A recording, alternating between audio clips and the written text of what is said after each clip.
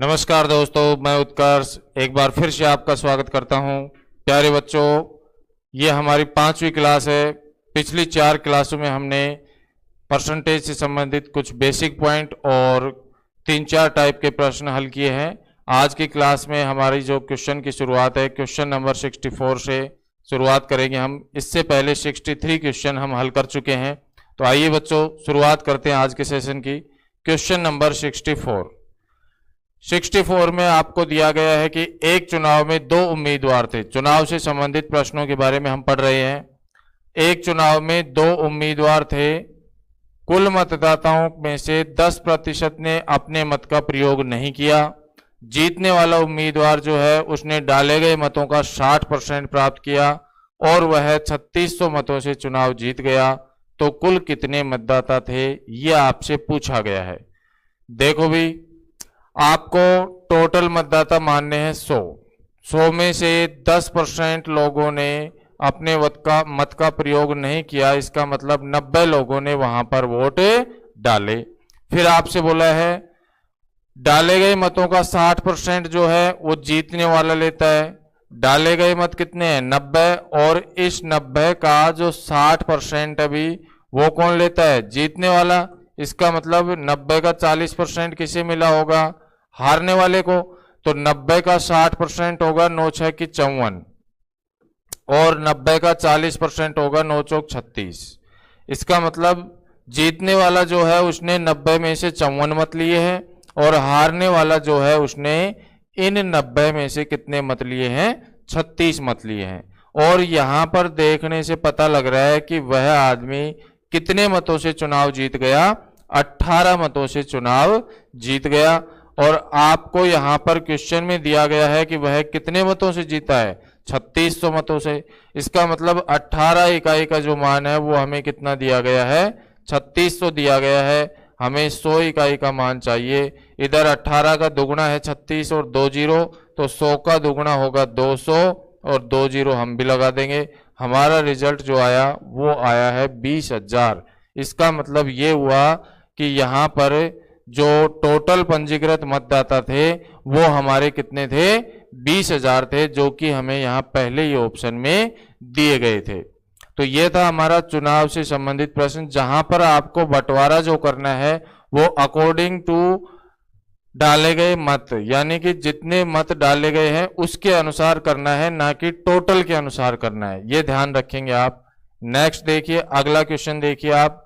बहुत ही बेहतरीन क्वेश्चन, और ऐसे प्रश्न आजकल एग्जाम में आ रहे हैं भी, जहां पर आपको अवैध जो मत हैं वो संख्या के रूप में दिए गए हैं। आपको बताया कि चुनाव में 2 उम्मीदवार थे। इस चुनाव में 10% मतों का प्रयोग नहीं किया गया। 10% लोगों ने तो वोट ही नहीं डाले। फिर कह रहा है 180 मतों को अवैध घोषित कर दिया गया। संख्या दे रखी है 180 अवैध के रूप में।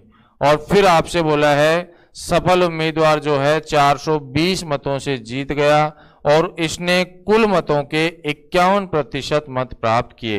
टोटल का 51% उसने यहां पर प्राप्त किया है। आप मान लो कि टोटल जो मतदाता थे वो 100 हैं भी।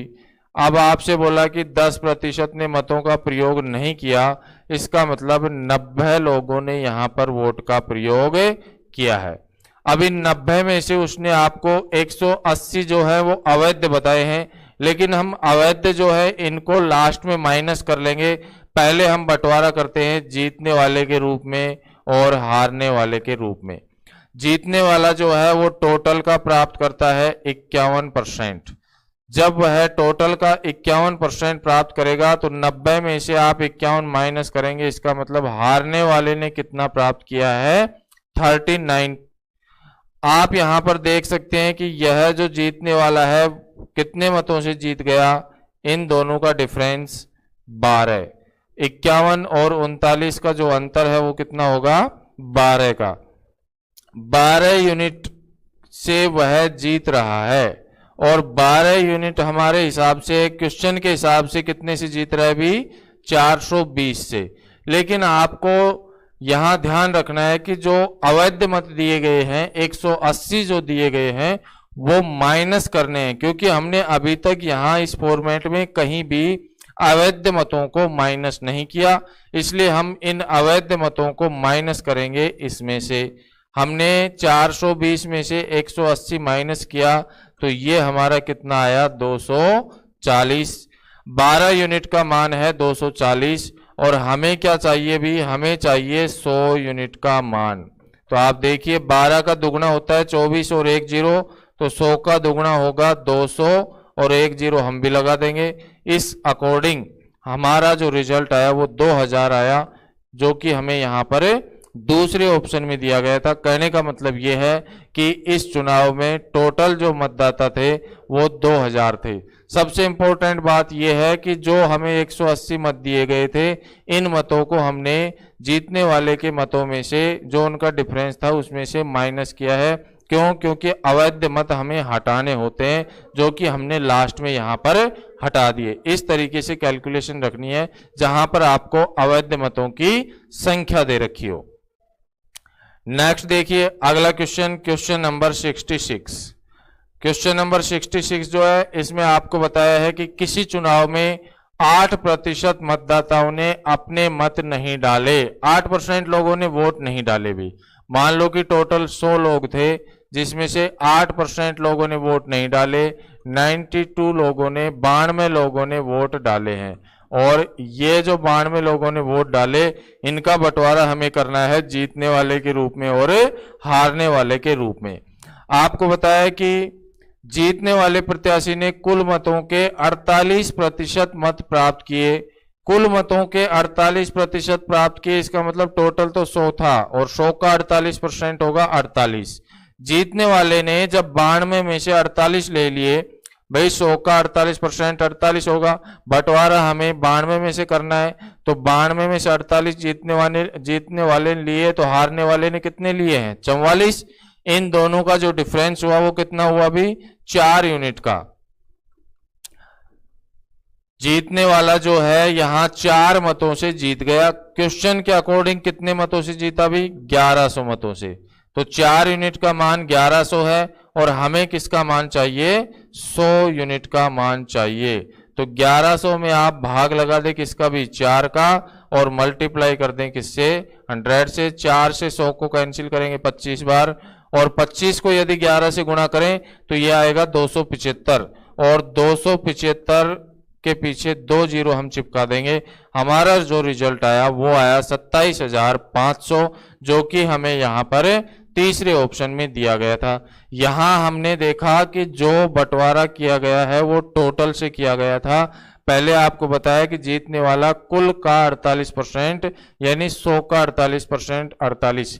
पिछला एक प्रश्न आया था जहां पर हमने बंटवारा इन वैध या डाले गए मतों में से किया था, हमने वहां टोटल मतों का उपयोग नहीं किया था। अकॉर्डिंग टू क्वेश्चन हमें काम करना है भी। नेक्स्ट देखिए अगला क्वेश्चन 67। जैसा क्वेश्चन 65 था उसी प्रकार का ये क्वेश्चन 67 है आपके लिए। क्वेश्चन नंबर 67 में भी आपको यहाँ पर अवैध मतों की संख्या दे रखी है, जो कि कितनी दे रखी है 55 दे रखी है। 10% ने मतों का प्रयोग नहीं किया, 373 मतों से जीत गया। कुल मतों का 48% लेता है जीतने वाला।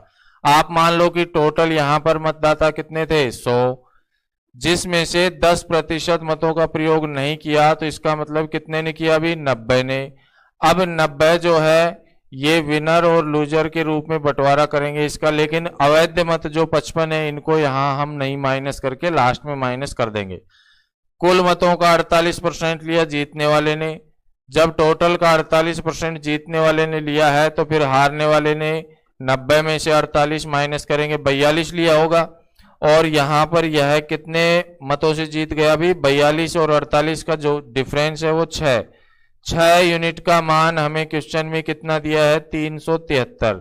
लेकिन आप ध्यान रखेंगे 373 जो दे रखा है हमें वो कब है जब हमने अवैध मत माइनस नहीं किए हैं। तो यहां हम क्या करेंगे भी 55 इसमें से माइनस कर देंगे। 373 में से 55 माइनस करोगे तो ये आएगा हमारा कितना 318। आप देखेंगे कि हमें 100 यूनिट का मान चाहिए। 100 यूनिट का मान चाहिए तो हम 318 में 6 का भाग लगाएंगे और गुणा कर देंगे किससे? 100 से। 6 का भाग 318 में जाएगा कितनी बार? 53 बार। और 53 को यदि 100 से गुणा करें तो ये रिजल्ट जो हमारा आएगा ये आएगा 5300। इसका मतलब यह हुआ कि यहाँ पर टोटल जो मतदाता थे वो कितने थे? 5300 मतदाता थे, जिसमें से 10% ने मतों का प्रयोग नहीं किया था, 55 अवैध घोषित कर दिए गए थे। फिर जीतने वाला जो है टोटल का 48% लेता है और 373 मतों से चुनाव जीत जाता है। सबसे ध्यान रखने योग्य बिंदु ये है कि आपको अवैध मत जो है यहां लास्ट में माइनस करने हैं जीतने वाले के मतों में से। नेक्स्ट देखिए अगला क्वेश्चन, बहुत ही आसान छोटी सी कैलकुलेशन है आपके लिए। आपको बताया गया है कि एक संख्या के 69% और 45% के बीच का जो अंतर है वो 450 है भी। 69% और 45% के बीच का अंतर कितना है भी? यहाँ पर अंतर है 24% का। 24% का मान क्वेश्चन में कितना दिया गया है? 450 दिया है। हमें क्वेश्चन में अंतर कितना बताया था? 450 बताया गया है। आपसे पूछा है संख्या का 56% कितना होगा। आपसे संख्या नहीं पूछी, यदि संख्या पूछता तो आप 100% ज्ञात करते। संख्या नहीं पूछकर आपसे पूछा है उसका 56%।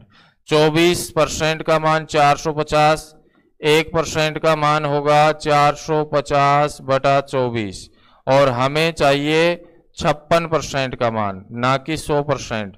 तो गुणा कर देंगे 56 से। 8 तिया 24 और 8 सातु 56। 3 से यदि इसको कैंसिल करें तो ये आएगा 150। 15 को 7 से गुणा करेंगे, 15 साती 105 और 1050 उसका 56% है, जो कि हमें यहाँ पर पहले ही ऑप्शन में दिया गया था। यदि संख्या के बारे में पूछता तो हम उसका ज्ञात करते 100%। ठीक है प्यारे बच्चों।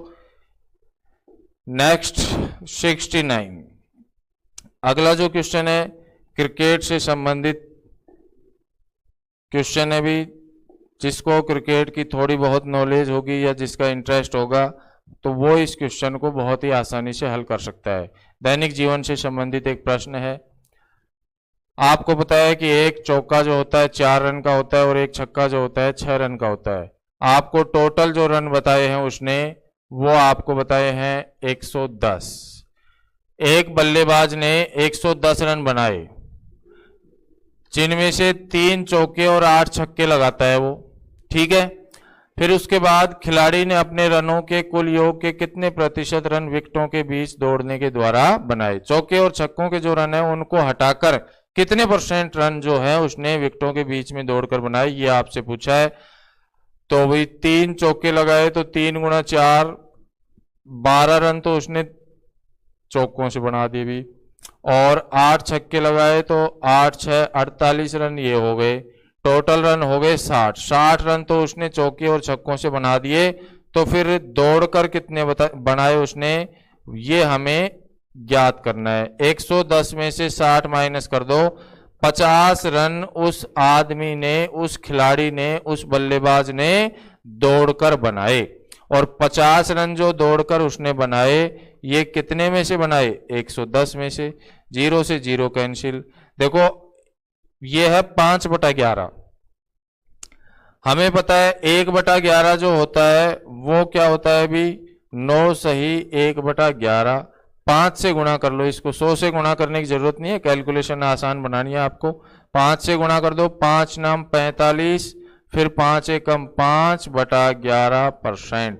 45 सही 5/11% रन ऐसे हैं जो उसने यहां पर विकेटों के बीच में दौड़कर बनाए। चौके छक्कों से बनाए गए रन कितने थे उसके? 60 रन थे। ठीक है। नेक्स्ट अगला क्वेश्चन देखिए, क्वेश्चन नंबर 70। क्वेश्चन नंबर 70 जो है इसमें आपको बताया है कि किसी परीक्षा में बैठने वाले उम्मीदवारों में से 25% योग्यता प्राप्त नहीं कर सके। अयोग्य और योग्य, अयोग्य और योग्य जो दोनों हैं वो टोटल कितने हैं भी? 100% है। 25% योग्यता प्राप्त नहीं कर सके, तो फिर इसका मतलब योग्यता प्राप्त कितने हैं अभी? 75%। 25% योग्यता प्राप्त नहीं कर सके और योग्यता प्राप्त करने वाले उम्मीदवारों की संख्या हमें कितनी दी गई है? 450। योग्यता प्राप्त जो है उनकी 450 दी गई। इसका मतलब वास्तव में इसको कितने से गुणा किया है? 6 से। हमसे पूछा है परीक्षा में बैठने वाले उम्मीदवारों की संख्या क्या थी? टोटल 100 को गुणा कर लो 6 से आप, 600। इसका मतलब जो बैठने वाले टोटल थे वो तो कितने थे? 600 थे। योग्यता प्राप्त करने वाले कितने थे? 450। और जो योग्यता प्राप्त नहीं कर सके वो कितने थे हमारे? 600 में से 450 माइनस करेंगे तो 150। नेक्स्ट अगला क्वेश्चन देखिए, क्वेश्चन नंबर 71। क्वेश्चन नंबर 71 भी एग्जाम में आया हुआ प्रश्न है और बहुत ही बेहतरीन कुछ अलग प्रकार का क्वेश्चन है। इस क्वेश्चन को हम x मानकर हल करेंगे तो हमारी कैलकुलेशन बिल्कुल आसान रहेगी। आप देखिए, आपको बताया कि किसी चुनाव में 25% लोगों ने वोट नहीं डाले, 2% अवैध, जीतने वाले ने वैध का 75% जो कि 9261 के बराबर है। पंजीकृत मतदाताओं की संख्या हमें यहां पर बतानी है। तो आप देखो भी, सबसे पहले तो मान लो कि टोटल जो मतदाता है वो क्या है भी? x है। फिर आपसे बोला है कि 25% लोगों ने वोट नहीं डाले, इसका मतलब कितने परसेंट ने डाले होंगे? 75% ने। ठीक है, ये जो संख्या है यहां तक ये है डाले गए मतों की संख्या। फिर आपसे बोला है 2% मत अवैध घोषित कर दिए गए। 2% मत जब अवैध घोषित कर दिए गए तो वैध कितने हैं भी? 98%। फिर आपसे बोला है यहां पर कि जीतने वाले ने वैध मतों का 75% लिया। यहां तक जो संख्या थी ये तो थी हमारी डाले गए मतों की संख्या और यहां तक जो है ये है हमारी वैध मतों की संख्या, क्योंकि अवैध हमने यहां पर हटा दिए। तो फिर जो वैध है उसका 75% लिया उसने, और जो कि हमें क्वेश्चन में बताया है किसके बराबर है? 9261 के बराबर है। केवल हमें यहाँ x की वैल्यू चाहिए। हम क्या करेंगे? 25 से भाग लगाएंगे 3 और ये हो गया 4। यहाँ भी लगाएंगे 3 और ये हो गया 4। यहाँ लगाएंगे ये हो गया 49 और ये हो गया 50। 3 का और 3 तिया 9 का भाग उधर हम डायरेक्ट लगा देते हैं, यानी कि हमारे पास जो अब कैलकुलेशन रहेगी वो कुछ इस प्रकार से रहेगी भी। 9261 इंटू ये सब संख्याएं तो ऊपर चली जाएंगी, 4 चौक 16 और 16 इंटू 50। ठीक है, और नीचे क्या रहेगा? नीचे रहेगा हमारे पास 3 तिया 9 इंटू 49। ये है हमारा नीचे भी। सबसे पहले 9 का भाग लगाओ, 9 एकम 9, 0, 9 दूनी 18 और 9 9 81। 1029 49 से कैंसिल करेंगे 21 बार, और 21 इंटू 16 पंजू 80, 800। 21 को 8 से गुणा करोगे तो ये आएगा 168 और 2 जीरो। अंतिम जो रिजल्ट आया हमारा वो आ गया 16,800। इसका मतलब पंजीकृत मतदाताओं की जो संख्या थी हमारी वो कितनी थी? 16,800 थी। इस प्रकार की कैलकुलेशन रखनी है हमें ऐसे प्रश्नों में भी। आपको यहाँ पर ये ध्यान रखना है कि यदि हम x मानकर क्वेश्चन को हल करते हैं तो कैलकुलेशन आसान है, एक ही फॉर्मेट से हमें आंसर मिल रहा है। यदि हम x मानकर हल नहीं करेंगे तो फिर हमें यहाँ पर दिक्कत आएगी, क्योंकि हमें बंटवारा करने में यहाँ निश्चित रूप से परेशानी महसूस होगी। तो इस प्रकार से हम ऐसे प्रश्न को हल कर पाएंगे भी। नेक्स्ट देखिए आप, क्वेश्चन नंबर 72 जो है ये हमारा प्रश्न है व्यक्ति की आय से संबंधित। आदमी की जो इनकम होती है वो हमेशा बराबर होती है भी। आदमी की जो इनकम है, आय जो होती है वो बराबर होती है उसके खर्च प्लस बचत के। वही कितने रुपए उसने खर्च कर दिए और कितने रुपए की उसने बचत की, ये होती है उसकी इनकम के बराबर। यहां 3 प्रकार के प्रश्न पढ़ेंगे हम, जिसमें ये मोस्ट इंपॉर्टेंट सबसे ज्यादा पूछे जाने वाला प्रश्न है एग्जाम में, शेष पर आधारित। देखो, आपको बताया है कि सुरेंद्र की जो इनकम है वो कितनी है अभी? 10,000 रुपए है। उसने अपनी आय का 10% बड़े पुत्र को, शेष का 20% अपनी पुत्री को और शेष का 25% अपनी पत्नी को दिया। अंत में उसके पास कितना धन शेष रहा? सबसे पहले तो आप देखिए 10% और 10% की फ्रैक्शन होती है 1/10, यानी उसमें से 10, उसने 10 में से 1 खर्च कर दिया तो कितना रह गया? 9 रह गया। माइनस करना है, खर्च करने के लिए माइनस। फिर आपको दिया है शेष का 20%, 20% की फ्रैक्शन होती है 1/5, 5 में से यहाँ 1 खर्च किया उसने। फिर आपको दिया है 25%, 25% की फ्रैक्शन होती है 1/4, 4 में से 1 खर्च किया तो 3। इसी को हमें यहाँ पर सक्सेसिव मेथड के रूप में रखना है और ये परसेंटेज में आप पिछली 3-4 क्लासों में बहुत अच्छे तरीके से समझ चुके हैं। प्रभाविता का नियम भी मैं आपको पढ़ा चुका हूँ। तो आप देखिए 10 से हो गया 9, फिर 5 से 4 और लास्ट में यहाँ पर 4 से 3। मैंने आपको बताया था कि कॉलम में कोई संख्या समान हो तो आप उसको कैंसिल कर दें। 4 से 4 कैंसिल हो गया यहाँ पर। ये हमारा हुआ 50 50 और ये हो गया 27 27, 9 या 27। हमें दिया गया है 10,000 रुपये जो कि उसकी इनकम बताई है। ये उसकी इनकम है। यहाँ पर ध्यान रखना हमेशा इस फॉर्मेट में, यहाँ जो हमें मिलेगा ये है उसकी इनकम और यहाँ जो हमें मिलेगा ये है उसकी सेविंग बचत। ये क्या है अभी? उसकी सेविंग है। तो उसका खर्चा कितना है? 50 में से यदि 27 माइनस करेंगे तो वो हमें क्या मिलेगा? खर्च मिलेगा। 50 में से आप 27 माइनस करेंगे यानी 23 रुपए उसने 50 में से खर्च कर लिए। इस तरीके से आप इस बात को समझ सकते हैं। 10,000 जो है ये किसकी वैल्यू दी गई हमें? 50 की, और हमें किसकी वैल्यू चाहिए? 27 की, 27 की। 50 का भाग 10,000 में लगाएंगे तो ये जाएगा 200 बार, और 200 को यदि 27 से गुणा करें तो ये आएगा हमारा कितना? 5400 रुपए, जो कि हमें यहाँ पर दूसरे ऑप्शन में दिया गया था। प्यारे बच्चों, शेष पर आधारित जो प्रश्न है उन सभी प्रश्नों को हम इसी तरीके से फ्रैक्शन मेथड से हल करेंगे। फ्रैक्शन मेथड का उपयोग कैसे करना है ये प्रतिशत प्रभाव में मैं आपको बहुत अच्छे तरीके से समझा चुका हूं। सक्सेसिव मेथड भी आपको बता चुका हूं। क्रमागत वृद्धि, क्रमागत कमी, तो ये क्रमागत कमी है। शेष पर आधारित जो प्रश्न है वो वास्तव में क्रमागत कमी है। हमें ध्यान रखना है कि आदमी की जो इनकम है वो हमेशा बराबर होती है खर्च प्लस बचत। जितने रुपए उसने खर्च कर दिए और सेविंग कर ली वो उसकी इनकम थी टोटल।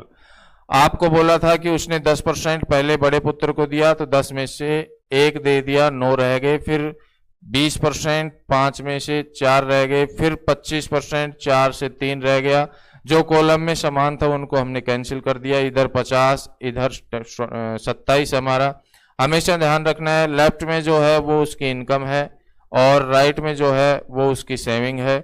तो उसने 50 कमाए, क्वेश्चन के हिसाब से 10,000 कमाए, तो 10,000 जो है वो 50 की वैल्यू है। हमें उसकी बचत के बारे में कितना धन शेष रहा ये पूछा है, तो हमें 27 की वैल्यू चाहिए। हमने 27 से मल्टीप्लाई किया इसको, हमारा रिजल्ट आया 5400 रुपये। उम्मीद करता हूं कि आपकी समझ में आ गया होगा ऐसा प्रश्न, और मिलेंगे बहुत सारे इस प्रकार के प्रश्न। भाई अगला क्वेश्चन देखिए आप, क्वेश्चन नंबर 73। क्वेश्चन नंबर 73 में आपको लगातार खर्चों के बारे में बताया गया है। रमेश जो अपनी मासिक आय का 30% भोजन पर, 10% वस्त्र पर, 25% मनोरंजन पर खर्च करने के बाद 1400 रुपये बचा लेता है, उसकी मासिक आय क्या है ये आपसे पूछा गया था। आप 3 जो खर्चे दिए गए हैं उनको जोड़ दें भी, 30%, 10% और 25%। आप इन सबको जोड़ेंगे तो ये आ गया 65%। उसने 65% क्या कर दिया अभी? खर्च कर दिया। जिस आदमी ने 65% खर्च कर दिया उसकी बचत क्या होगी? 100 में से माइनस कर देंगे 65 को। इसका मतलब उसकी बचत कितनी है? 35%। 35% की वैल्यू हमें क्वेश्चन में दी गई है कितनी? 140। आप देखेंगे कि 35 को यदि 4 से गुणा करें तो 140 बनता है और 1 0 साथ में एक्स्ट्रा लगाई गई है। हमें चाहिए किसका मान? 100% का मान। तो पहले हम 100 को 4 से गुणा करेंगे तो यह आएगा 400 और 1 0 एक्स्ट्रा हम भी लगा देंगे, तो हमारा जो रिजल्ट आया वो आ गया 4000 रुपए। इसका मतलब उस आदमी की जो इनकम है वो कितने रुपए है?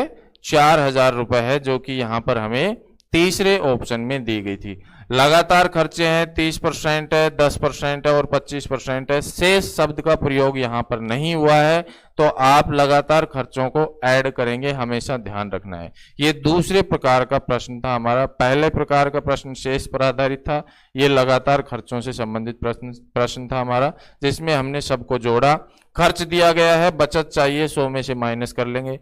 बचत यदि हमें दी होती, खर्च चाहिए तो 100 में से माइनस कर लेंगे। टोटल इनकम हम 100 रुपए 100 इकाई मान सकते हैं।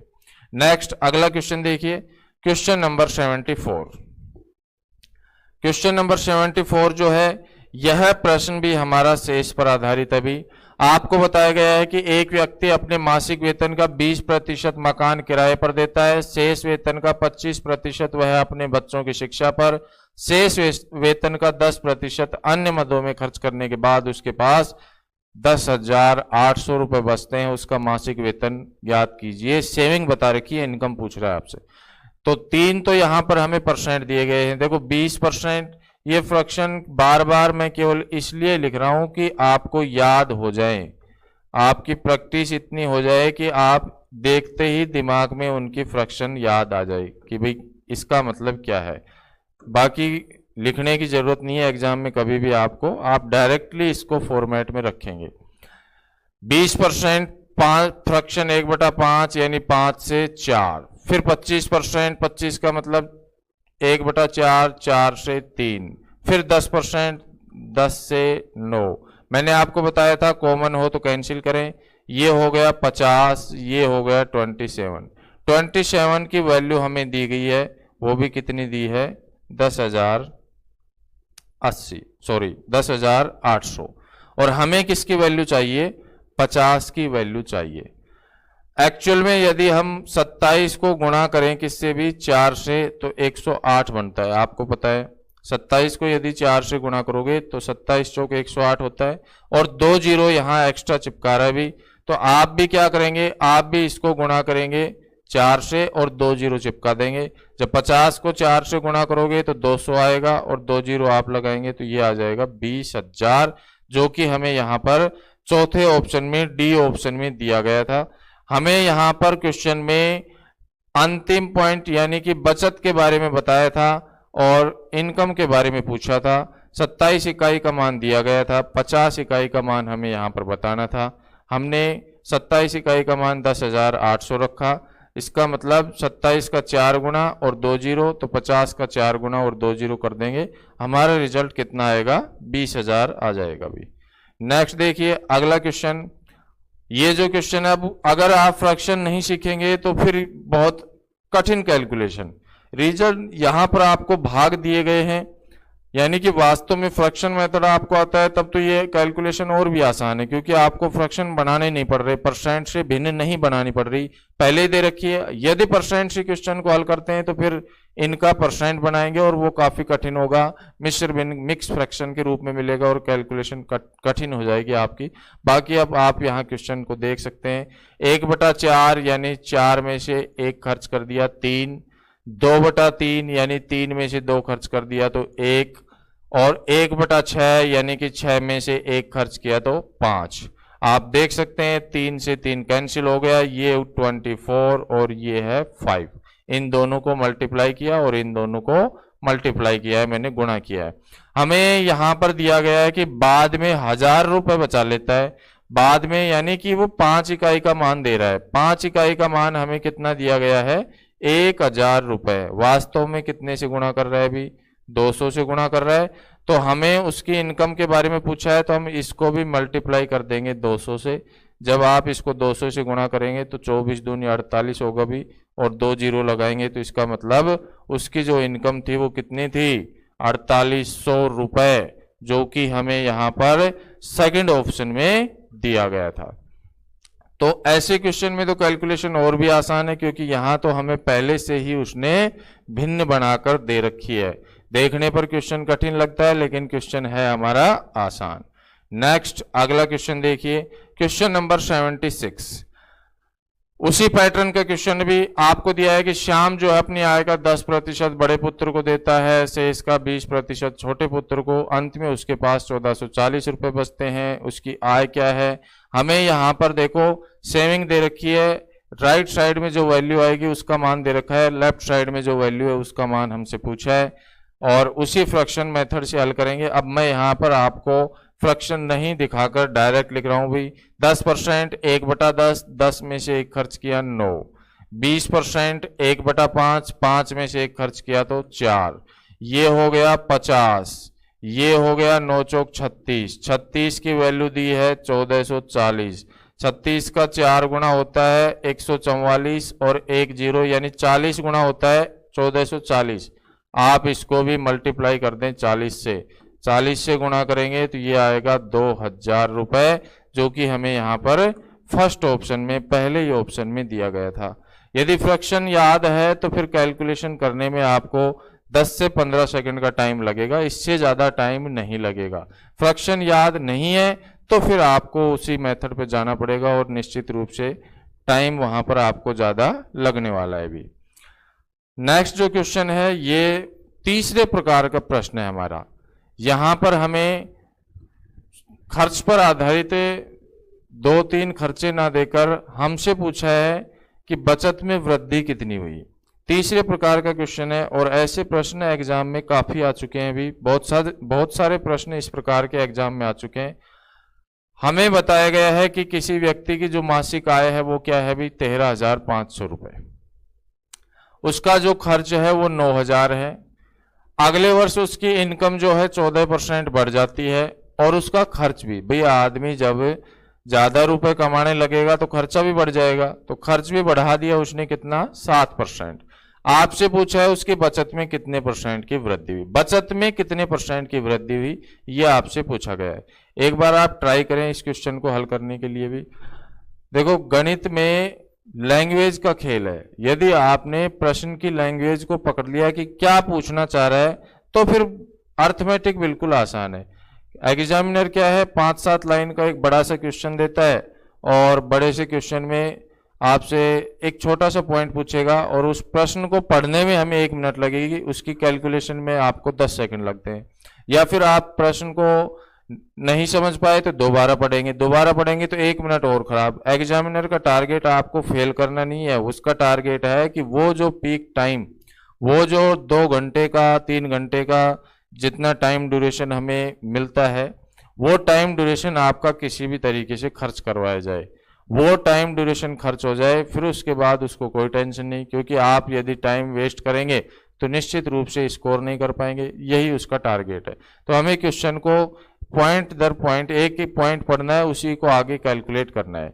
देखो हमें दिया गया है कि मासिक इनकम जो है, उसकी इनकम जो है वो हमें दी गई है भी कितनी 13,500 रुपये। एक आदमी 13,500 रुपये कमाता है, 9,000 रुपये उसने खर्च कर लिए, एक्सपेंडिचर जो है उसका वो 9,000 है भी, और जो सेविंग है उसकी बचत जो है वो हमें कितनी मिलेगी, यहाँ पर 13,500 में से 9,000 माइनस करेंगे तो हमें मिलेगी 4,500 रुपये। कोई आदमी है 13,500 रुपये कमाता है, 9,000 रुपये खर्च कर दिए उसने, 4,500 रुपये की वो क्या कर लेता है भी बचत कर लेता है। उसकी जो इनकम है वो बढ़ गई और आपको बताया कि कितने परसेंट 14%। प्यारे बच्चों यहाँ पर आपको ध्यान देना है कि हमें यहाँ 14% ज्ञात करके और फिर इसमें ऐड नहीं करना है, हमें अलग से जो उसकी इनकम में वृद्धि है वो हमें ज्ञात कर लेनी है। कैलकुलेशन आसान करने के लिए हमें जो इनकम है उसका 14% ज्ञात करना है, केवल इसमें जोड़ना नहीं है। हम यहाँ पर 13,500 का 14% ज्ञात करेंगे, केवल 13,500 का 14% कितना होगा भी, ये कैंसिल हो गया, 14 से मल्टीप्लाई करेंगे, 14 पंजू 70, 7 14 तिया 42 और 7 कितना हो गया 49, 14 कम 14 और 4 18, यानी कि वह आदमी 1,890 रुपए ज्यादा कमाने लग गया। इनको आप 13,500 में नहीं जोड़ेंगे, क्योंकि हमें केवल जो एक्स्ट्रा जो उसकी सेविंग है वो ज्ञात करनी है। तो एक्स्ट्रा सेविंग ज्ञात करने के लिए एक्स्ट्रा इनकम में से एक्स्ट्रा एक्सपेंडिचर घटा देंगे, जो उसकी अतिरिक्त आय थी उसमें से उसका अतिरिक्त खर्च माइनस कर देंगे तो अतिरिक्त सेविंग आ जाएगी हमारे पास। तो 14% आ गया 1890, और यदि हमें उसका एक्सपेंडिचर 7% यहां पर बढ़ाना है तो 9000 का जो 7% होगा, 9 सात 63 भी 7% कितना होगा, 9 सात 63, 630 रुपए।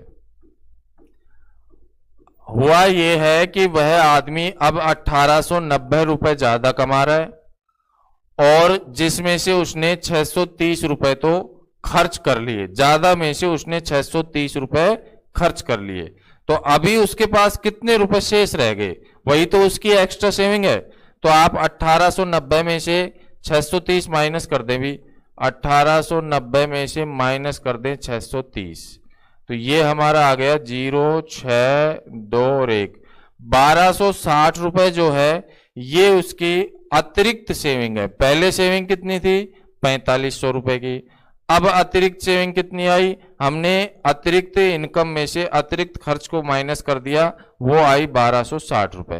पूछ रहा है कि कितने % उसकी बचत में वृद्धि हुई, तो 1260 जो है ये वृद्धि हुई है किस पर भी, 4500 पर, और गुणा कर दो कितने से, 100 से। देखो 2 जीरो से 2 जीरो कैंसिल, 45 का भाग आप नहीं दें तो 9 का भाग लगाएं, 9 पंजू 45 और 9 का भाग यहां पर लगाएं, 9 एकम 9, 3 रह गया, 9 चौक 36 यानी 140, 140 में 5 का भाग देंगे 28%। इसका मतलब ये हुआ कि उसकी जो बचत है उसमें कितने % की वृद्धि होगी, 28% की वृद्धि होगी। हमने यहां पर इनमें जो वृद्धि हुई थी वो प्लस नहीं किया क्योंकि इससे कैलकुलेशन बढ़ेगी, आपको ज्यादा टाइम लगेगा। भाई पहले आप जोड़ेंगे, संख्या को बड़ी करेंगे, फिर माइनस करेंगे। तो बात वही है कि आपको जोड़ना नहीं है, जो अतिरिक्त इनकम है उसमें से अतिरिक्त खर्च माइनस करके और जो बचत में वृद्धि हुई वो ज्ञात कर लेंगे, और पहले वाली बचत का भाग लगाकर आप इसको % में बदल सकते हैं। तो उम्मीद करता हूं कि इस प्रकार का जो प्रश्न एग्जाम में आएगा तो आप निश्चित रूप से उसको हल कर पाएंगे। उसी प्रकार का एक प्रश्न और है हमारा। क्वेश्चन में हमें दिया गया है कि रामलाल अपनी आय का 75% खर्च करता है। बात वही है भी, ये उसकी इनकम है, ये उसका एक्सपेंडिचर है, ये उसकी सेविंग है। मान लो कि 100 रुपए कमाता था, 75% 75 रुपए खर्च कर दिए, तो बचत कितने रुपए की है अभी, 25 रुपए की। आपसे बोला है तथा अब उसने उसकी इनकम को 20% बढ़ा दिया। अब वो 20% ज्यादा कमाने लग गया, यानी 100 का 20%, 20 रुपए ज्यादा कमा रहा है अभी, और खर्च जो है उसको 10% बढ़ा दिया, तो 75 का 10% होगा 7.5। ये उसने खर्च बढ़ा दिया। यहां पर पूछ रहा है कि उसकी बचत में कितने % वृद्धि हुई। 20 रुपए ज्यादा कमाए, जिसमें से 7.5 तो उसने खर्च कर लिए, तो 20 में से 7.5 माइनस करोगे तो इसका मतलब वह अब कितने रुपए की बचत कर रहा है, अभी 12.5 की बचत यहां कर रहा है, जो कि बचत में वृद्धि है। तो 12.5 की बचत वृद्धि के रूप में, और वो भी किस पर है अभी, 25 पर। तो 25 से 12.5 से 25 को 2 बार कैंसिल करेंगे, 1/2, और 1/2 का मतलब होगा 50%, जो कि यहां पर हमें चौथे ऑप्शन में दिया गया था कि 50% की वहां पर बचत में वृद्धि होगी। इस तरीके से हमें क्वेश्चन की कैलकुलेशन करनी है। नेक्स्ट अगला क्वेश्चन देखिए भी, क्वेश्चन नंबर 79। क्वेश्चन नंबर 79 जो है वो भी हमारा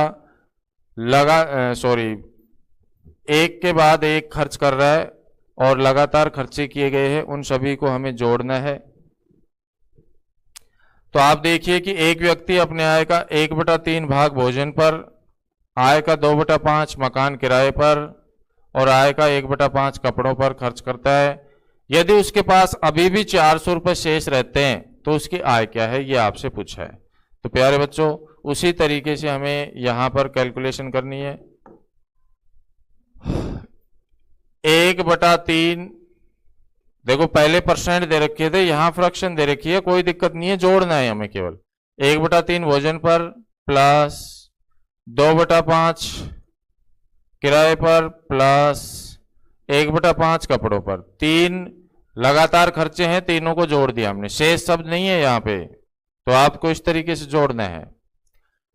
एलसीएम लघुत्तम आएगा 15, 3 का भाग देंगे 5 प्लस 5 का भाग देंगे 3, 3 दूनी 6, फिर 5 3, टोटल हो गया 6 5 11 और 3 14, 14/15, यानी कि वह 15 रुपए कमाता है और 14 रुपए उसमें से उसने क्या कर दिए, खर्च कर दिए। 15 कमाता था, 14 खर्च कर दिए, तो इसका मतलब तो ये हुआ कि उसकी जो सेविंग है वो कितनी है, 1, इन दोनों का डिफरेंस उसकी सेविंग है। और 1 इकाई का मान क्वेश्चन में हमें कितने रुपए दिया है अभी, 400 रुपए। जब 1 इकाई का मान 400 है, हमें उसकी इनकम चाहिए जो कि कितनी इकाई है, 15 इकाई। तो 15 इकाई का मान क्या होगा भी, इधर 15 को गुणा कर देंगे हम किससे, 400 से, 15 चौक 60 और 2 जीरो। कहने का मतलब ये हुआ कि वह आदमी जो है कितने रुपए कमाता था, 6000 रुपए कमाता था, जिसमें से उसने केवल 400 रुपए की सेविंग की थी। ऐसी कैलकुलेशन आपको करनी है जहां पर लगातार खर्चे दिए गए हो और हमें परसेंट नहीं देकर फ्रैक्शन दे रखे हो। अगला क्वेश्चन फटाफट से हल कीजिए भी, आपके लेवल का क्वेश्चन है, ऐसे क्वेश्चन मैं काफी बता चुका हूं। आप इस प्रश्न को एक बार हल करने की कोशिश करें।